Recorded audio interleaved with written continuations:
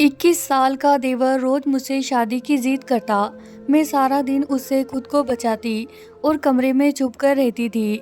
देवर घर से जाता तब जल्दी जल्दी सारा काम करती थी, लेकिन एक रोज छुपकर देवर साथ वाले कमरे में बैठ गया। मुझको खबर नहीं थी। बाहर निकली तो मेरे होश उड़ गए। उस रात मेरे देवर को शादी का बहुत शौक था।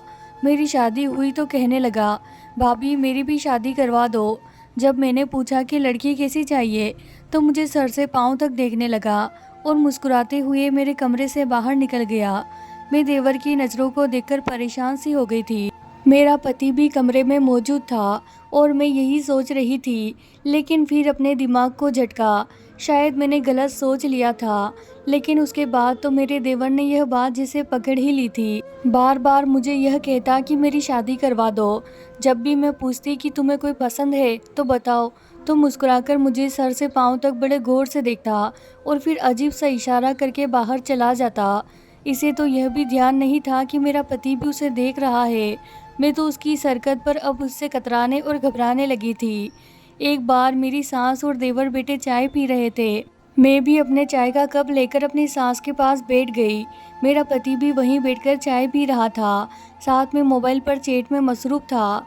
मेरी सास बताने लगी कि मेरे पति की मंगनी खाला की बेटी से हुई थी, लेकिन फिर खाला की बेटी को मलेरिया हो गया। उसका मलेरिया ऐसा बिगड़ा कि वह बेचारी जान से ही हाथ धो बैठी थी। उसके बाद मेरी सास कहने लगी कि अगर वह जिंदा होती तो आज आमिर की बीवी तुम नहीं बल्कि वह होती। अभी मेरी सास बात कर ही रही थी कि मेरे देवर ने एकदम से कहा, और भाभी मेरी बीवी होती। यह कहना था कि मेरी सास ने कंधे पर थपकी लगाई और कहने लगी, तुझे शर्म नहीं आती ऐसी बात करते हुए, भाभी है तुम्हारी। वह कहने लगा, हाँ अब तो भाभी है। जाहिर है अगर भाई की शादी खाला की बेटी से हो जाती तो फिर उन्हें तो मेरे लिए ही पसंद करती ना आप। मुझे ना जाने क्यों अपने देवर की यह बात बहुत बुरी लगी थी। मेरी सास ने तो इस बात को हंसकर टाल दिया, लेकिन मैं वहाँ से उठकर किचन में चली गई। मेरा पति भी चुपचाप बैठा चाय पी रहा था। उसके बाद तो मेरे देवर को जैसे छूट ही मिल गई थी। कभी कहता, आप गुलाबी रंग में बहुत प्यारी लगती है, ऐसा करे गुलाबी रंग पहन लिया करे। मैं उसे घूरने लग जाती कि शायद मेरी नागवारी को देखकर ही वह पीछे हट जाए, लेकिन बहुत ढीठ किस्म का शख्स था। मेरा पति बहुत ज़्यादा सादा मिजाज किस्म का इंसान था। उसने कभी मुझसे ऐसी फरमाइश नहीं की थी कि तुम यह पहनकर अच्छी लगती हो। वो अच्छी आदत का मालिक था, लेकिन कारोबारी दिमाग का था। हर वक्त 2 और 2 के 5 बनाने में चक्कर में रहता था। एक बार मैंने पूछा कैसी लग रही हूँ, तो वह मुझे बस देखता रहा और कहता, हाँ देखने में तो ठीक ही लग रही हो, तुम्हें क्या हुआ है, देखो बीमार ना पड़ जाना, खामखा मेरे 2000 तुम पर लग जाए। दूसरी तरफ मेरा देवर था, हर वक्त मुझे अजीब नज़रों से देखता रहता था। एक बार तो उसने हद ही पार कर दी, मेरे कमरे में बिना नॉक किए आ गया। मैं उस वक्त तैयार हो रही थी। जाहिर है नई नई शादी हुई थी, इसीलिए मैंने फैंसी जोड़ा पहन रखा था। मेकअप किया, बाल भी खुले छोड़ दिए। वह बिना दस्तक के मेरे कमरे में आ गया। मुझे देखकर कुछ पल तो देखता ही रह गया। उसके यूं ही कमरे में आने पर मैं कुछ घबरा सी गई थी, और मैंने दुपट्टा भी नहीं पहना था। मेरा दुपट्टा भी बेड पर पड़ा था। सबसे पहले तो मैंने बेड पर पड़ा दुपट्टा उठाया और खुद पर डाल लिया। फिर उससे कहने लगी कि तुम्हें तमीज़ नहीं है, किसी के कमरे में आने के पहले इजाज़त लेते हैं, फिर कमरे में आते हैं, यह नहीं कि मुंह उठाए कमरे में चले आए। मेरे लहजे पर बजाय शर्मिंदा होने के वह मुस्कुरा रहा था। कहने लगा, अपनों से कमरे में आने की इजाज़त नहीं लेते, आप कौन सा गैर है। यह कहकर वह मेरे बेड पर बैठ गया। मैं तो उसकी इस हरकत पर हैरान सी रह गई थी। मैंने कहा, तुम्हें कोई काम है मुझसे। मेरा अंदाज़ा अजीब सा था। वह कहने लगा, हाँ बहुत ज़रूरी काम है, बैठे बताता हूँ आपको। लेकिन मुझे यह बात ठीक नहीं लग रही थी कि अकेले कमरे में देवर के साथ बेड पर बैठूं। मैंने कहा, मेरे पास वक्त नहीं है तुम्हारी फजूलियत के लिए, तुम बस इधर उधर की बातें करोगे, मुझे पता है तुम्हें कोई काम नहीं है। यह कहकर जैसे ही मैं कमरे से बाहर निकली, मैं अपने पति से बुरी तरह से टकरा गई थी। वह शायद कमरे में आ रहे थे। मेरे टकराने पर वह कहने लगे, क्या हो गया, क्यों भागी चली जा रही थी इतनी तेजी से। जैसे ही वह अंदर आए तो देवर को कमरे में बैठा देखकर कुछ पल हम दोनों को देखने लगे। अपने पति को यूं अजीब भरी नज़रों से देखते हुए देखकर मेरा तो दिल ज़ोर ज़ोर से धड़कने लगा था कि कहीं वह कुछ गलत ही ना समझ ले। फिर उन्होंने बड़े सख्त लहजे में देवर से कहा, तुम यहाँ क्या कर रहे हो? वह कहने लगा, भाभी से बातें। वह भी पिछले 1 घंटे से। हम दोनों बातें ही तो कर रहे हैं। आए ना भाई, आप भी बेटे बातें करते हैं। बड़े फर्राटे से उसने झूठ बोला था। मैंने कहा, नहीं आमिर, यह झूठ बोल रहा है। मैं तो उसके साथ कोई बात ही नहीं कर रही थी, यह अभी आया था। मेरी बात सुनकर मेरा पति कहने लगा, जाओ जाकर खाना बनाओ। बातें करने के लिए तुम्हारे पास बड़ी फुर्सत होती है, थोड़ा काम की तरफ ध्यान दो। पहली बार मेरे पति ने मुझे इस लहजे में बात की थी। मुझे अपने देवर पर जी भरकर गुस्सा आने लगा। मैंने खाना बनाया और दस्तरखान पर लगाया। मेरे पति का मूड बहुत ख़राब था। रात को जब मैं सोने के लिए कमरे में आई तो कहने लगा कि मुझे ऐसी औरतें बिल्कुल पसंद नहीं है जो देवर से बेतकलीफ़ होती है। मैंने अपने पति से कहा कि वह झूठ बोल रहा है। वह कहने लगा कि मैं पिछले 15 मिनट से घर पर आया हूँ, लेकिन तुम 15 मिनट से कमरे में ही थी और वह भी कमरे में ही बैठा था। मुझे बेवकूफ़ मत समझो। मैंने तो अब देवर से कतराना शुरू कर दिया। मैंने उससे बातचीत बिल्कुल छोड़ दी थी। जहाँ वह होता मैं वहाँ से निकलकर कहीं और चली जाती थी। 4 दिन तो मेरे बदले से रवैये को चुपचाप देखता रहा, लेकिन 5वें दिन कहने लगा कि आपके साथ मसले क्या है? जहाँ मैं बैठता हूँ आप उठकर चली जाती है।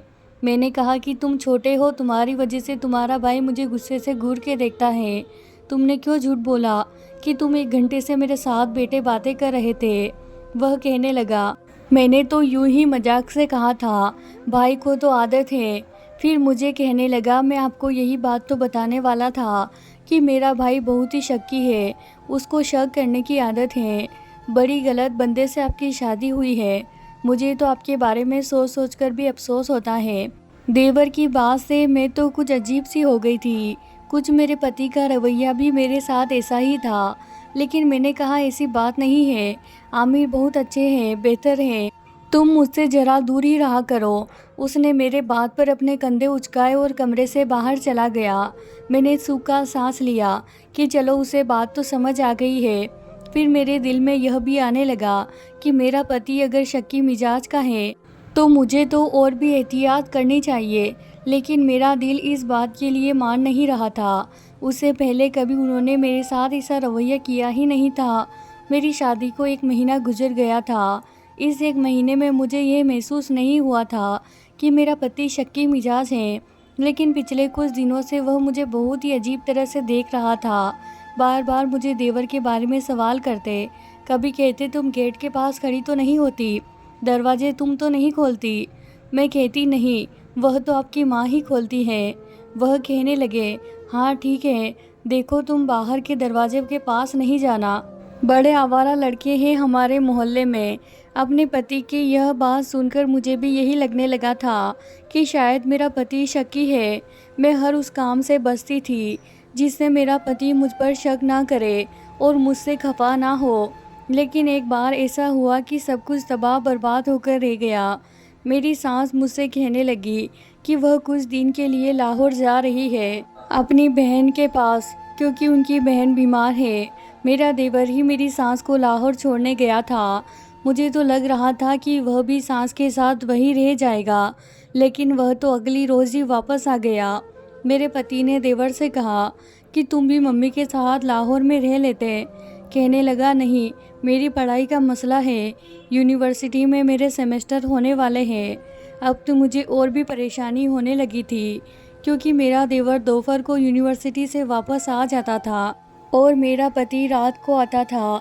दोपहर से रात तक मेरा देवर घर पर ही रहता था, कहीं नहीं जाता था, और मेरे लिए वह वक्त बड़ा ही परेशानी से गुजरता था।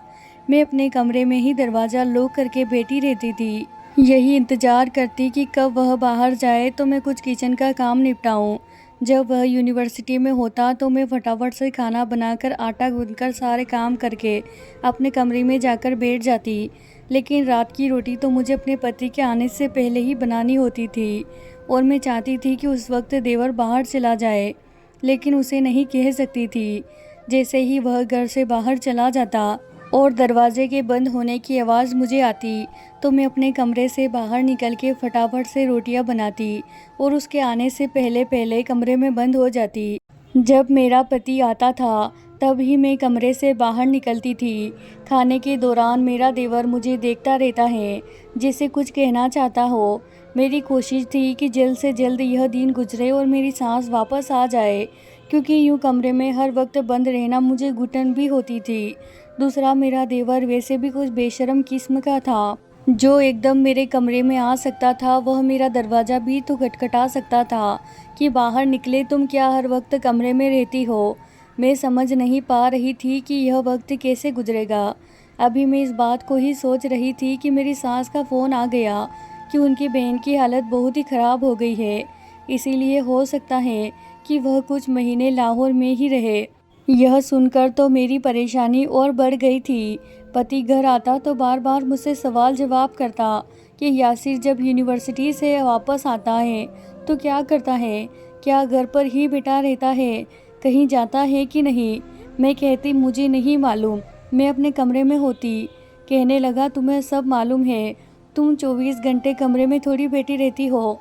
मैंने कहा आमिर, आप मुझसे किस किस्म की बातें कर रहे हैं, आप क्या कहना चाहते हैं, एक बार मुझे सब बता दे।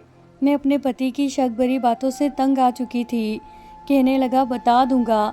फिर मेरे करीब आकर कहने लगा, देखो मुझे शक करने की आदत नहीं है, लेकिन अगर मुझे ऐसी वैसी कोई बात मालूम हुई तो मैं बहुत सख्त किस्म का इंसान हूँ, बहुत बुरे तरीके से पेश आऊँगा। अपने पति की धमकी सुनकर मेरी तो जान निकल गई थी। मैं परेशान होकर रह गई। एक बार देवर घर में दाखिल हुआ तो बड़ा ही बदहवास था, बार बार अपना पसीना पूछ रहा था। मुझसे कहने लगा, भाभी खुदा के लिए मुझे अपने कमरे में छुपा लीजिए। मैंने कहा ऐसा भी क्या हुआ है। कहने लगा बताने का वक्त नहीं है, बस मुझे अपने कमरे में छुपा ले। जिस कदर वह परेशान लग रहा था, ना जाने उसे क्या हुआ था। बहरहाल मैंने उसे कहा कि ठीक है, तुम मेरे कमरे में छुप जाओ।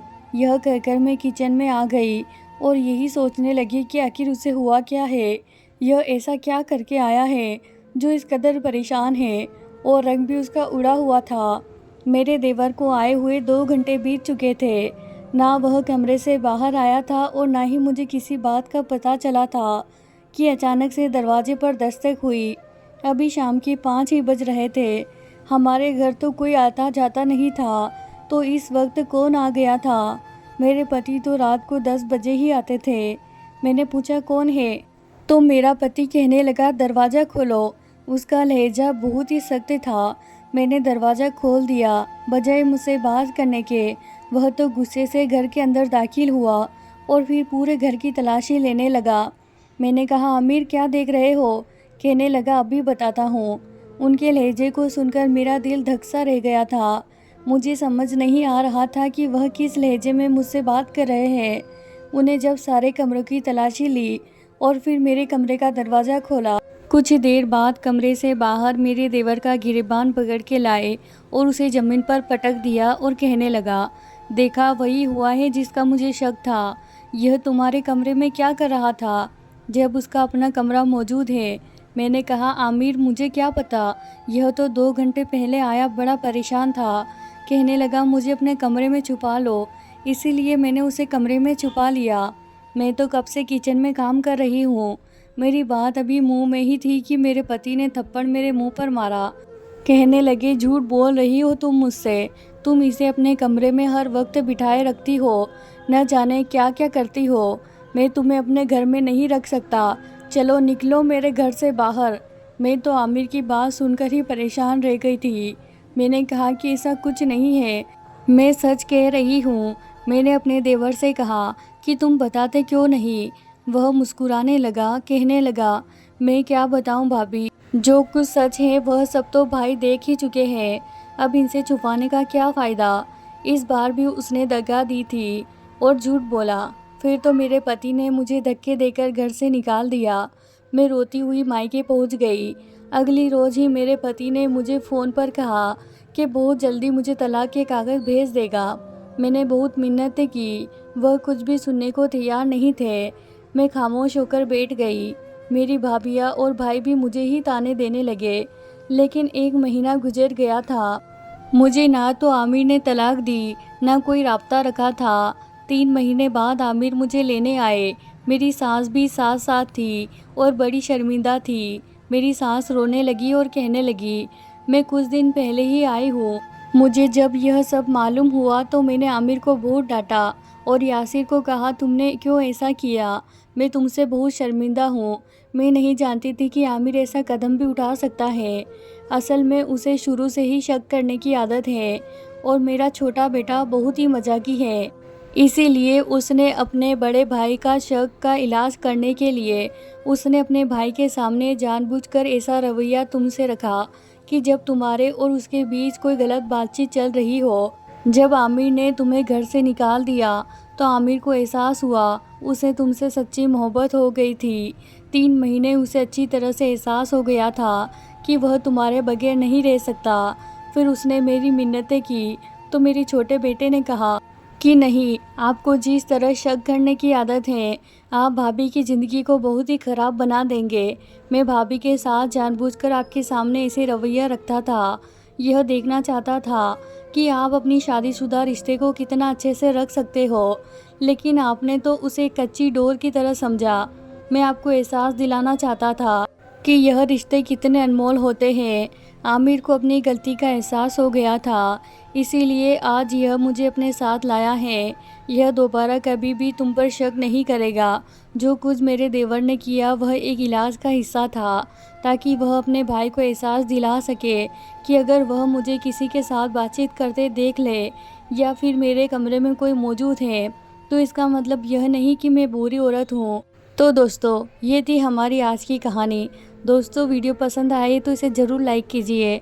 अगर आपने अभी तक हमारे चैनल को सब्सक्राइब नहीं किया है तो दोस्तों कर ले। धन्यवाद दोस्तों।